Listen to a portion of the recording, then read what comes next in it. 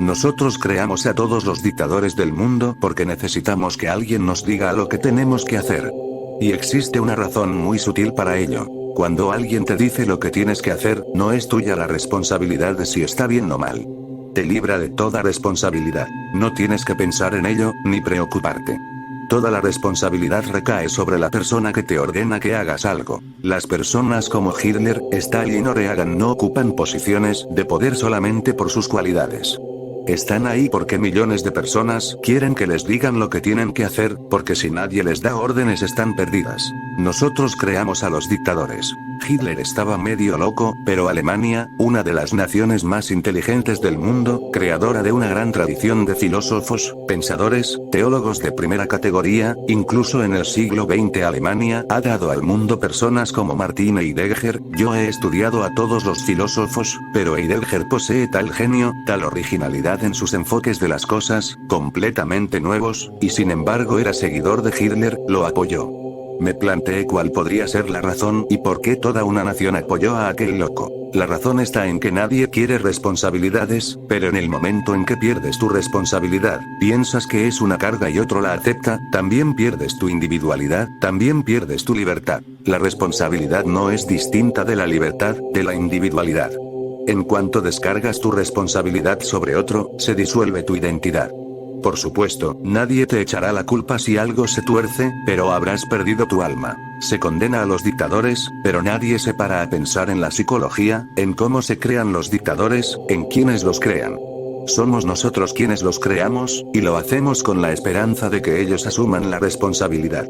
Pero no nos damos cuenta de que junto con nuestra responsabilidad se nos va la libertad, y también la individualidad, la democracia, la libertad de pensamiento y de expresión, todo. Perdemos el alma en cuanto dejamos nuestra responsabilidad en manos de otro.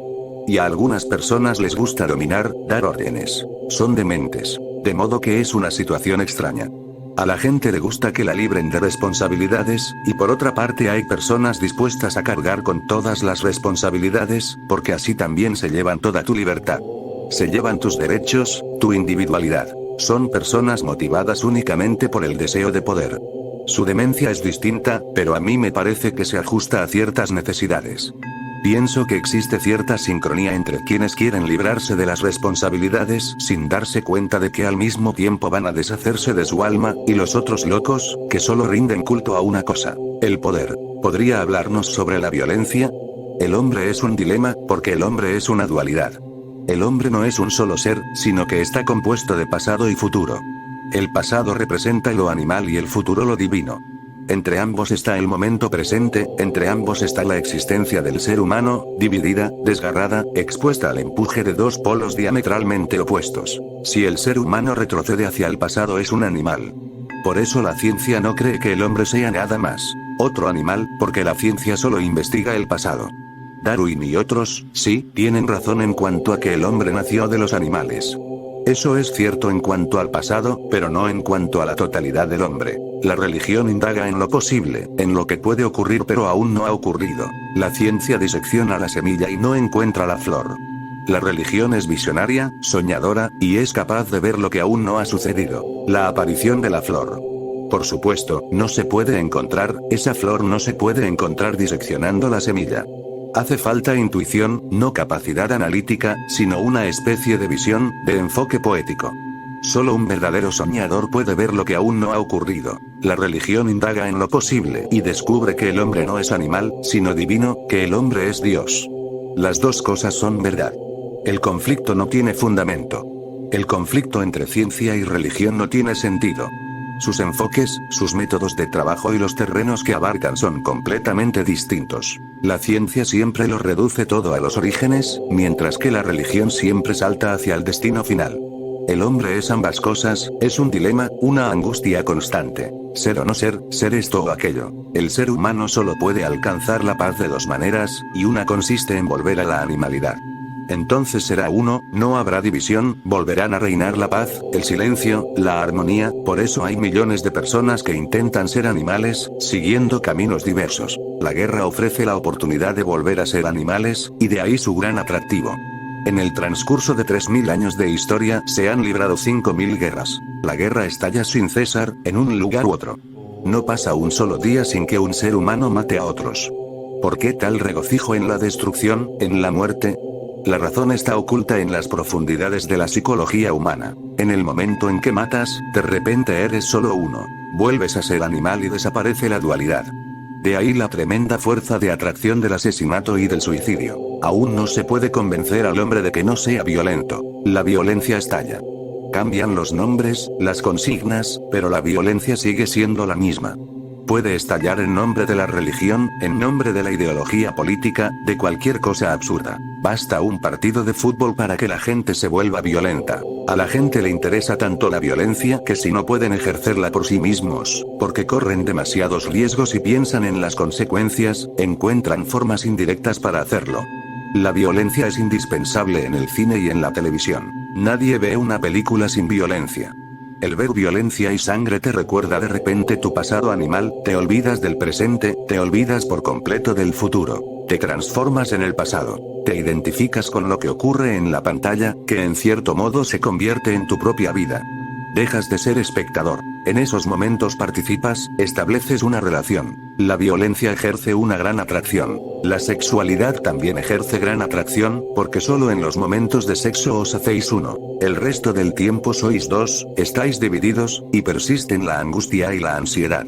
La violencia, el sexo y las drogas contribuyen, al menos de momento, temporalmente, a recaer, a volver a la animalidad, pero ese estado no puede ser permanente. Hay que comprender una ley fundamental, que nada puede retroceder. En el mejor de los casos, se puede simular, se puede engañar, pero nada puede retroceder, porque el tiempo no retrocede. El tiempo siempre va hacia adelante.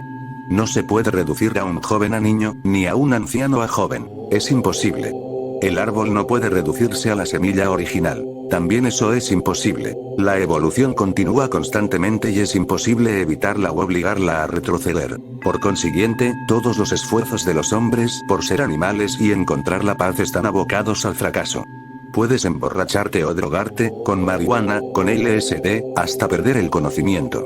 De momento desaparecen todas las preocupaciones, de momento dejas de formar parte de una existencia problemática, te trasladas a una dimensión completamente diferente, pero solo momentáneamente. Mañana por la mañana habrás vuelto, y al volver el mundo será aún más feo que antes y la vida más problemática que nunca.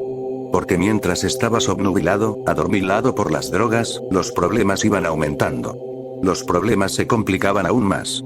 Mientras pensabas que habías superado esos problemas, se enraizaban aún más en tu ser, en tu inconsciente. Mañana habrás vuelto al mismo mundo, y parecerá más feo al compararlo con la paz que habías logrado con la reducción, la obnubilación, el olvido. En comparación con esa paz, el mundo te parecerá aún más peligroso, más complejo, más aterrador, y entonces solo podrás seguir un camino: aumentar la dosis de droga. Pero eso no te ayudará durante mucho tiempo, y no es el camino para salir del dilema.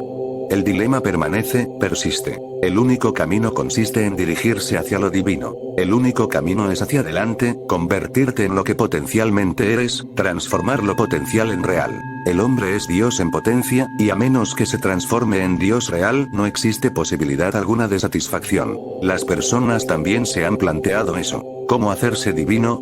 Y al hacerse divino, ¿a dónde va a parar lo animal? La solución más sencilla que se ha encontrado en el transcurso de los siglos consiste en reprimir lo animal. Es la misma solución. O reprimir lo divino, mediante la violencia, el sexo, las drogas, olvidar lo divino, que en realidad no es una solución, que nunca logra nada, porque está abocada al fracaso por la naturaleza misma de las cosas, o reprimir lo animal, olvidar lo animal, no mirarlo, enterrarlo en las profundidades del subconsciente para no toparse con él en la vida cotidiana, para no verlo. El hombre piensa casi de la misma manera que el avestruz. El avestruz piensa que si no lo ve, el enemigo no existe. Por eso, cuando se encuentra con el enemigo, cierra los ojos, y piensa que no existe porque no lo ve. Lo mismo han hecho el 99% de las personas religiosas en el transcurso de los siglos. En el 1% restante incluyó a los Buda, Krishna, Kabir. El 99% de las personas religiosas se han limitado a actuar como los avestruces, algo totalmente inútil. Reprime el animal que hay en ti, te dicen. Pero no puedes reprimirlo porque tiene mucha energía. Es tu pasado, con una antigüedad de millones de años. Está profundamente enraizado en ti, y no puedes deshacerte fácilmente de él por el simple hecho de cerrar los ojos. Eso es una estupidez. Y el animal es tu base, son tus cimientos. Naces animal, sin diferencias con otros animales. Puedes ser diferente, pero no lo eres. Por el simple hecho de nacer no te haces diferente. Sí, tienes un cuerpo distinto, pero no mucho. También otra clase de inteligencia, pero no demasiado. Hay una diferencia de cantidad, pero no de cualidad. Si las investigaciones más modernas aseguran que incluso las plantas son inteligentes, sensibles, conscientes, ¿qué decir de los animales? Algunos investigadores sostienen que hasta los metales tienen una especie de inteligencia, de modo que la diferencia entre el hombre y el elefante, entre el hombre y el delfino, entre el hombre y el mono no es una cuestión cualitativa, sino cuantitativa, una cuestión de grados. Simplemente tenemos un poco más de inteligencia. No supone una gran diferencia, al menos no una verdadera. Se produce el cambio cualitativo únicamente cuando el ser humano se despierta plenamente, cuando se transforma en Buda. Entonces sí existe una diferencia real. Entonces deja de ser animal, entonces se hace divino, pero ¿cómo conseguirlo? El 99% de las personas religiosas llevan siglos equivocándose, siguiendo la misma lógica que quienes se entregan a la violencia, al sexo, al alcohol. Es la misma lógica, la de olvidar lo animal. Se han desarrollado numerosas técnicas con este fin. Maneras para mantenerse ocupado con los cánticos y olvidar así lo animal, repetir rama, rama, rama, rama, tan rápidamente que la mente se llena con las vibraciones de esa única palabra. Se trata de un intento de evitar lo animal, pero el animal sigue dentro. Puedes entonar rama durante siglos enteros, pero no vas a cambiar lo animal con un truco tan simple. No puedes engañar al animal que hay dentro de ti. Y tu religiosidad será superficial. Con solo rascar un poco, se descubre el animal dentro de la persona religiosa, solo con rascar un poquito. La llamada religiosidad no es ni siquiera superficial. Es pura simulación, una formalidad, un ritual social. Vas a la iglesia, lees la Biblia o el Gita, entonas cánticos, rezas, pero es pura ceremonia. No pones el corazón en ello. Y el animal que habita en tu interior se ríe de ti, te ridiculiza. Sabe perfectamente quién eres, dónde estás, y sabe manipularte. Puedes llevar horas enteras entonando cánticos, y si pasa a tu lado una mujer guapa, de repente se acaban los cánticos y te olvidas por completo de Dios. El olor que sale de la panadería, y adiós. Adiós a Hare Krishna Rama y todo lo demás. Basta cualquier cosilla. Alguien te insulta y te enfadas, el animal interior se dispone a vengarse, te encolerizas. En realidad, las personas religiosas se enfadan más que nadie, porque las demás no se reprimen. Y las personas religiosas tienen más perversiones sexuales que nadie, porque las demás no se reprimen. Habría que observar los sueños de esas personas, porque durante el día pueden reprimirse, pero no por la noche, cuando duermen. El Mahatma Gandhi dejó escrito que tenía sueños sexuales incluso a los 70 años de edad. ¿Por qué los sueños sexuales a semejante edad? Decía, me he hecho disciplinado por el día. No me viene un solo pensamiento sexual durante el día, pero por la noche soy incapaz, soy inconsciente, y desaparecen toda disciplina y todo control. Freud tiene una teoría muy valiosa, que para conocer a una persona hay que conocer sus sueños, no su vida de vigilia, que es fingida. Su vida real se muestra en los sueños, porque los sueños son más naturales, sin represión, disciplina ni control. De ahí que el psicoanálisis no se ocupe de la vida durante la vigilia. Hay que tenerlo muy en cuenta, que la vida de vigilia es tan fingida que el psicoanálisis no se fía de ella. No vale para nada. El psicoanálisis penetra en los sueños porque son mucho más auténticos que la llamada vigilia. Resulta irónico que el psicoanálisis no se fije en la vigilia, lo que consideramos la vida real, porque la considera más irreal que los sueños.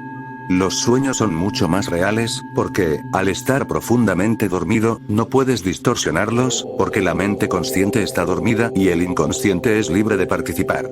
Y el inconsciente es la verdadera mente, porque la mente consciente solo constituye una décima parte del total. 9 décimas partes son la mente inconsciente, 9 veces más poderosa que la consciente. ¿Y qué haces cuando luchas contra la sexualidad, la ira, la codicia? Lo arrojas al inconsciente, a la oscuridad del sótano, pensando que al no verlas te estás librando de ellas. Pero no es así. El 99% de las personas religiosas se reprimen, y cuando se reprime hay algo que llega aún más profundo, que se convierte en parte del ser y empieza a afectar de una manera tan sutil que quizá no se tenga conciencia de ello. Tiene muchas artimañas. No sigue caminos directos, porque en ese caso lo reprimirías. Entonces actúa de una forma tan sutil, tan tortuosa, tan engañosa, enmascarada, que ni siquiera puedes reconocerlo como sexualidad. Incluso puede enmascararse como oración, amor, ritual religioso, pero si profundizas, si accedes a quedar al desnudo ante alguien que pueda observar y comprender el funcionamiento interno de tu mente, te sorprenderá comprobar que es la misma energía discurriendo por canales distintos. Tiene que discurrir por distintos canales, porque la energía nunca puede reprimirse. Debemos comprenderlo de una vez por todas. La energía jamás puede reprimirse. La energía puede transformarse, pero no reprimirse. La verdadera religión consiste en una alquimia, en técnicas y métodos de transformación. La verdadera religión consiste en no reprimir lo animal sino en purificarlo, en elevar lo animal a lo divino, en utilizar y domar lo animal para ascender a lo divino. Puede convertirse en un vehículo enormemente poderoso, porque es poder. La sexualidad puede utilizarse como una gran fuente de energía, acceder con ella a las puertas mismas de Dios, pero si la reprimes te enredarás cada vez más. Si reprimes la sexualidad, se desatará la ira. Toda la energía que iba a convertirse en sexualidad se transformará en ira. Y más vale entregarse al sexo que a la ira. En el sexo, al menos hay algo de amor, mientras que en la ira hay violencia pura y nada más. Cuando alguien reprime su sexualidad, se vuelve violento y vuelca esa violencia sobre sí mismo o sobre otros. Estas son las dos posibilidades. O convertirse en sádico y torturar a otros, o masoquista y torturarse a sí mismo. Pero en cualquier caso, habrá tortura. ¿Sabéis por qué nunca se ha permitido a los soldados que mantuvieran relaciones sexuales? Porque si se les permite tener relaciones sexuales no almacenan suficiente ira, suficiente violencia en su interior. La práctica del sexo supone una liberación, se ablandan, y una persona blanda no puede luchar. Si se priva de sexo a un soldado, luchará mejor. En realidad, la violencia sustituirá la sexualidad. Sigmund Freud tenía razón al decir que todas las armas no son sino símbolos fálicos. La espada, el cuchillo, la bayoneta, no son sino símbolos fálicos. No se permite al soldado que entre en el cuerpo de otro, en el cuerpo de una mujer. Está loco por penetrar y es capaz de cualquier cosa, y su ser se inunda de un deseo perverso.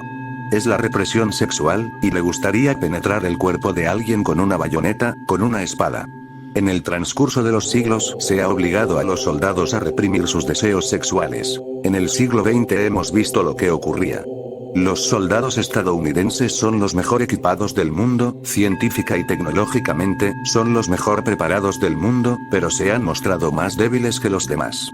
En Vietnam, un país pobre, intentaron vencer durante años y tuvieron que aceptar la derrota. ¿Por qué? Porque el soldado estadounidense estaba sexualmente satisfecho por primera vez en la historia, no privado de sexo. Ese fue el problema. No podía vencer. Un país pobre y pequeño como Vietnam, es un milagro. Si no se entiende la psicología parece un milagro. Con tanta tecnología, con tanta ciencia moderna y tanto poder, y los soldados estadounidenses no pudieron hacer nada. Pero no es nada nuevo, sino una antigua verdad, como demuestra la historia de la India. La India es un país grande, uno de los mayores, solo comparable a China, el segundo país más extenso del mundo, y ha sido conquistada muchas veces por países pequeños. Turcos, mogoles, griegos, muchos vinieron a este gran país, que fue inmediatamente derrotado y conquistado. ¿Por qué razón? Y los pueblos que vinieron a conquistar eran pobres y estaban hambrientos. Según mi análisis de la historia de este país, los indios no estaban sexualmente reprimidos en el pasado. Eran los días en que se construyeron templos como los de Khajuraho, Konarak, Puri, entonces la India no estaba sexualmente reprimida. A pesar de los llamados Mahatmas, muy escasos, la mayor parte de la población estaba satisfecha sexualmente. Reinaban la dulzura, el cariño, la gentileza. A la India le resultaba difícil pelear. ¿Para qué? Piensa en ti mismo. Si quieres pelear, tendrás que privarte de sexo unos cuantos días. No hay más que preguntárselo a Muhammad Ali y a otros boxeadores. Antes de un combate tienen que mantenerse célibes unos cuantos días. Es algo obligado. No hay más que preguntarles a los atletas que participan en los Juegos Olímpicos. Antes de la competición se privan de sexo durante varios días. Eso les proporciona empuje, violencia, los hace capaces de luchar. Corren más rápido, atacan más rápido, porque la energía hierve en su interior. Por eso siempre se ha reprimido a los soldados. Si los soldados de todos los ejércitos del mundo estuvieran sexualmente satisfechos habría paz. Si se permitiera que la gente estuviera sexualmente satisfecha, habría menos enfrentamientos entre musulmanes e hindúes, menos guerras santas entre cristianos y musulmanes. Todas esas estupideces desaparecerían. Si se propaga el amor, desaparecerá la guerra. No pueden coexistir. La represión no es el camino. El camino es la transformación. No hay que reprimir nada. Si existe en ti el deseo sexual, no lo reprimas, porque entonces surgirán más problemas que resultarán más difíciles de resolver. Si puedes llegar a una sexualidad natural, espontánea, las cosas resultarán muy sencillas, increíblemente sencillas. Entonces tu energía es natural, y la energía natural no pone ningún obstáculo a la transformación. Por eso insisto en que se puede pasar del sexo a la superconciencia. La transformación solo puede darse cuando aceptas tu ser natural. Todo lo natural es bueno. Sí, también es posible algo más, pero ese más será posible solamente si aceptas tu naturaleza en su totalidad, si la abrazas, si no te sientes culpable. Ser culpable, sentirse culpable, equivale a ser irreligioso. En tiempos pasados se nos decía justo lo contrario. Siéntete culpable y así serás religioso. Lo que yo digo es que si te sientes culpable nunca serás religioso. Hay que acabar con el sentimiento de culpa. Eres como Dios te ha hecho, eres lo que la existencia te ha hecho. La sexualidad no es una creación tuya, sino un don de Dios.